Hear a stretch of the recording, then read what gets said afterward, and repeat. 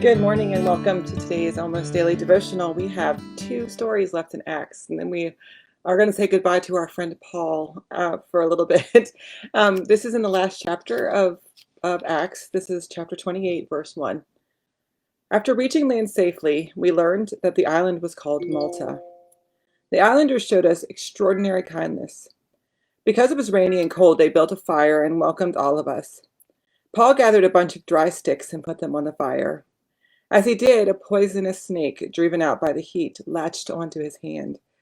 When the islanders saw the snake hanging from his hand, they said to each other, "This man must be a murderer. He was rescued from the sea, but the goddess Justice hasn't let him live." Paul shook the snake into the fire and suffered no harm. They expected him to swell up with fever or suddenly drop dead. After waiting a long time and seeing nothing unusual happen to him, they changed their minds and began to claim that he was a god. Publius, the island's most prominent person, owned a large estate in that area. He welcomed us warmly into his home as his guest for 3 days. Publius's father was bedridden, sick with fever and dysentery. Paul went to see him and prayed. He placed his hand on him and healed him. Once this happened, the rest of the sick on the island came to him and were healed. They honored us in many ways. When we were ready to set sail again, they supplied us with what we needed. This is one of those strange stories. Snakes have a big influence in the Bible. Anytime you see a snake, it's really important.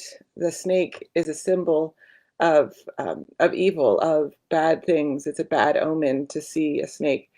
So for Paul to get bitten by a poisonous snake would imply that something terrible was going to happen, that Paul had either done something terrible or was going to do something terrible. And so justice leaped out and saved the world from Paul.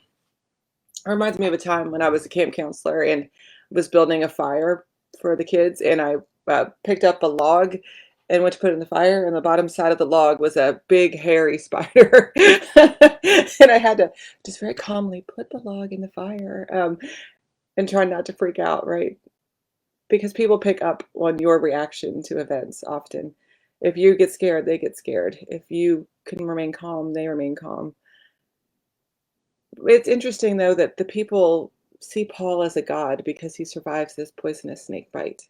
Now, we know with venom theory and how snake bites work that poisonous snakes may not necessarily kill you every time. But they didn't know that.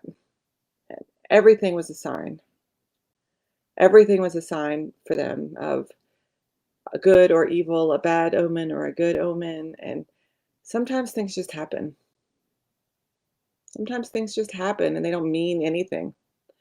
But how often does our voice in our head tell us that things have bigger meanings and bigger purposes than what they do? Maybe somebody made a comment and they didn't mean anything by it, and it was an offhanded comment and it didn't mean anything. It didn't mean anything at all. Or they thought that it was, a common thing that everybody knew about. And yet you turn it over in your mind over and over again, and it becomes a thing. It becomes a big thing. It consumes your relationship with this person. They don't even know. They don't even know that it's important to you. Or what about times when somebody does hurt us on purpose? They bite us like a snake. And we have a choice about how to react. Are we going to let that snake bite, that poison, infect our blood? We're going to let that poison infect our entire system and change the course of our life and the course of our relationships with others? Or can we give it to God?